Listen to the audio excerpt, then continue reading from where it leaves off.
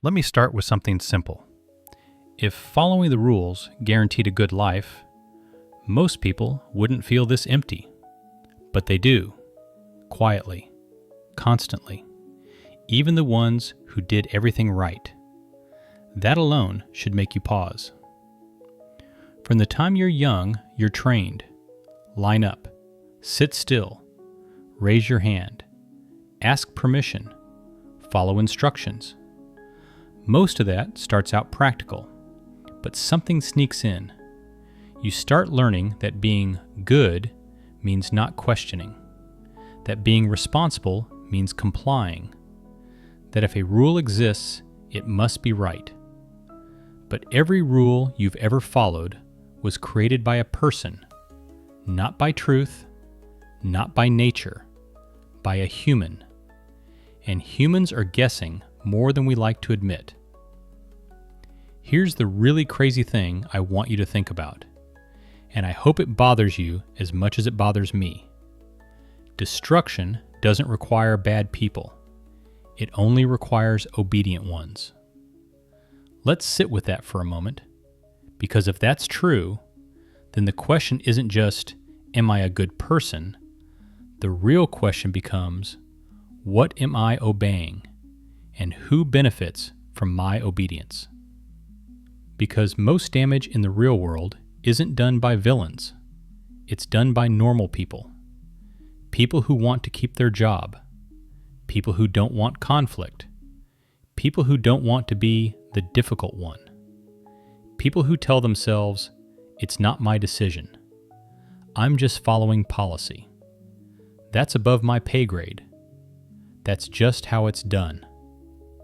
And on the surface, those sentences sound responsible. They can even sound mature. But a lot of the time, they're just fear wrapped in professional language. So let me ask you something. Have you ever followed a rule you didn't actually agree with just because dealing with the consequences felt harder? Have you ever stayed quiet because speaking up felt risky? Have you ever watched something happen and thought in your gut, yeah, this is wrong, and then you did nothing? Not because you're evil, not because you don't care, but because the system trains you to think, this is normal. This is how it works. This isn't my place. That's obedience. Not because you're weak, not because you're a bad person, but because humans are wired to fit in, to survive, to not get kicked out of the tribe. That wiring kept us alive for a long time, but it becomes dangerous when it turns you into a tool. Because rules are made by people, and people are wrong all the time. So here's a question that should mess with you. If a rule causes harm and you enforce it anyway, are you still innocent because you didn't create it? Or are you part of it now? And yeah, some rules are good. A lot of rules protect people, but not all rules do. Some rules exist to protect the system, the reputation, the comfort, the status quo. And if you've ever felt that weird heaviness in your life, like you're doing what you're supposed to do, but something feels off, that might not be depression. That might not be laziness.